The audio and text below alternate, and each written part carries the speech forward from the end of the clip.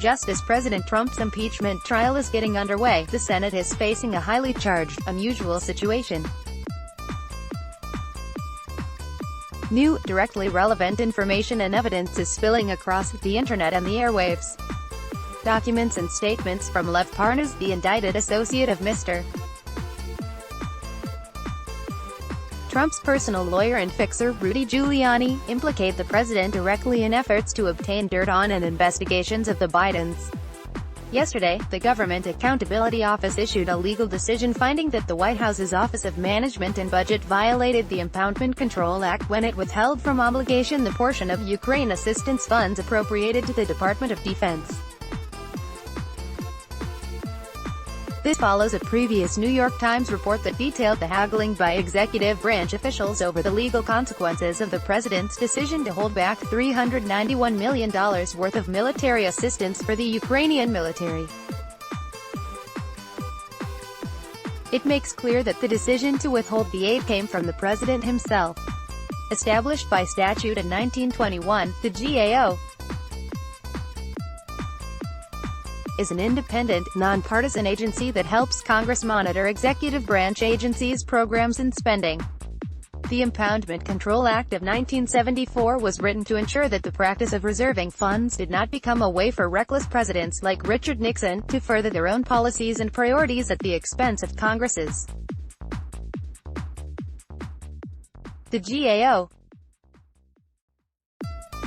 decision goes to the heart of both the impeachment inquiry and our constitutional system of separated powers, and puts congressional Republicans in the hot seat.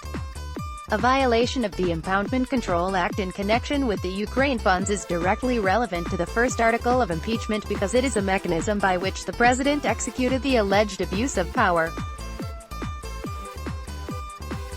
The question of access to information about that violation is directly relevant to the second article of impeachment, obstruction of Congress. What is at stake is the status of Congress as a co-equal branch of government. Much as Senate Republicans seem eager to, they, indeed, the entire Senate, cannot turn away from testimony and documents relevant to the articles of impeachment, however inconvenient the timing. The GAO decision addresses a rather narrow appropriations law issue. In short, what the president did here was precisely the type of adventurism the Impoundment Control Act was designed to prevent. The OMB had no authority to withhold the funds because the Act permits it only under specific circumstances, and in this instance, those weren't met. The OMB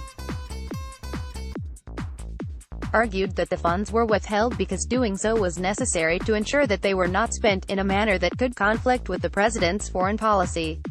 But the GAO decided the withholding was an impermissible policy deferral. The decision also renders a judgment that the withholding was not a mere delay, as the OMB program execution was well underway when the OMB held back the funds, and there was no external factor causing an unavoidable delay. More broadly, the GAO decision represents an assertion of Congress's constitutional power of the purse. The GAO is well respected, and historically the executive branch has given substantial deference to its opinions. In any other administration, this decision would have been an earthquake reverberating across the executive branch. In this administration, the import of the decision is unclear. A November 5, 2019, memorandum instructed federal agencies that they are under no obligation to comply with the legal decisions issued by the GAO, because those decisions are part of the legislative branch and are therefore not binding on the executive branch. As a technical matter, that is true, but the president must faithfully execute the laws, including the Impoundment Control Act. Instead, executive branch machinations in the Times report indicate that OMB lawyers were working up an argument that Mr. Trump's role as commander-in-chief would allow him to override Congress. Such thinking is consistent with Mr. Trump's unprecedented Stonewall approach to Congress more generally, like his assertion that he has an Article 2 where I have the right to do whatever I want. As president, his lawyer's direction of total non-cooperation with Congress's investigation into the Ukraine matter and his refusal to participate at all in the House impeachment proceedings. These positions are so absolutist as to be a danger to the country, and Congress needs to respond forcefully. On the spending power, there is a substantial overlap among the branches. Congress has the power of the purse, and the president is responsible for running agencies and implementing programs. Rather than adhering to a strict separation of powers, in disagreements, the branches have traditionally engaged in a back-and-forth competition. As the GAO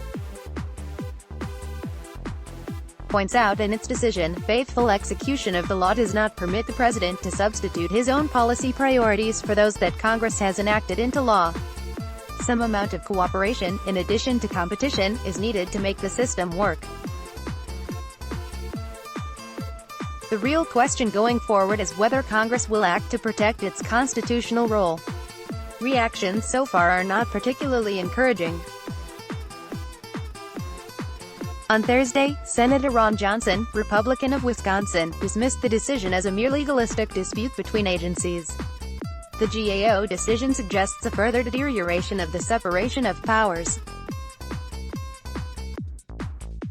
The decision applies only to funds that were appropriated to the Defense Department and not the State Department, because the OMB and State Department have failed, as of yet, to provide the information we need to fulfill our duties under the Impoundment Control Act regarding State Department funds. In what was, for a nonpartisan agency like the GAO, a blistering conclusion, it states that its role is essential to ensuring respect for and allegiance to Congress's constitutional power of the purse, and pointedly reminds readers that all federal officials and employees take an oath to uphold and protect the Constitution and its core tenets, including the congressional power of the purse. The consequence of Congress abdicating its right to information about the spending power could have the effect of eliminating Congress's very control over that power. Finally, the Senate must take seriously its role in the impeachment trial of President Trump. On Tuesday, when impeachment presentations start, these troves of new information will almost certainly begin to be aired in the chamber as senators listen to the presentation of the House managers. The Senate must demand and obtain all documents and testimony of those with knowledge of the president's actions who refuse to obey lawful subpoenas issued by the House in the impeachment inquiry, like the administration members Mick Mulvaney, Robert Blair and Michael Duffy, as well as documents and other information that is directly relevant to the decision before them. Clearly, some are feeling the heat.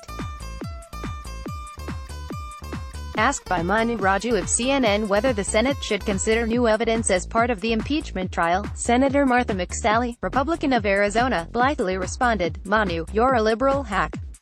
I'm not talking to you. Attacking reporters who ask fair questions won't solve their problem.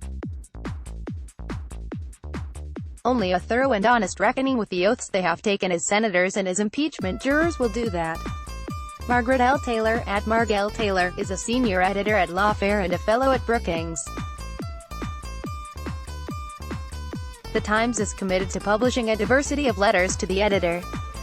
We'd like to hear what you think about this or any of our articles. Here are some tips. And here's our email, letters@nytimes.com. Follow the New York Times opinion section on Facebook, Twitter, @NYTopinion, and Instagram. Let's block ads. Why?